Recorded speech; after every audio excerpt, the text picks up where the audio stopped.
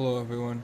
For this tutorial video, I'd like to discuss dependent events, which are events that depend on the outcomes of previous events, as opposed to independent events, which were never affected by what happened before. For example, if we want to draw 2 cards without replacing them from a deck of 52 cards, that would mean logically that once we remove the first card, the total number of cards probable decreases because we don't want to put it back in the pile. So the probability of getting a second card does depend on the probability of getting a first card.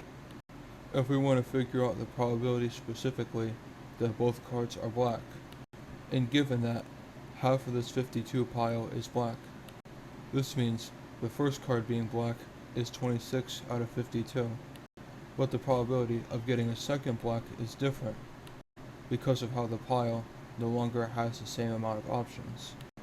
So we would subtract 1 from both the numerator and denominator, and then multiply the events as usual.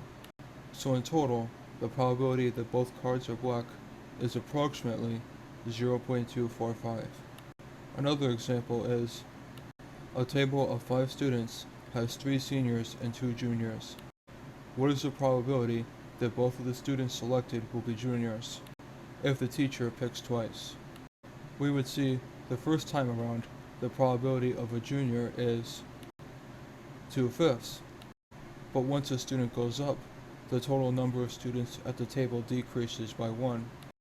So the probability of a junior in the second time would mean that there are 4 possible students and 1 junior.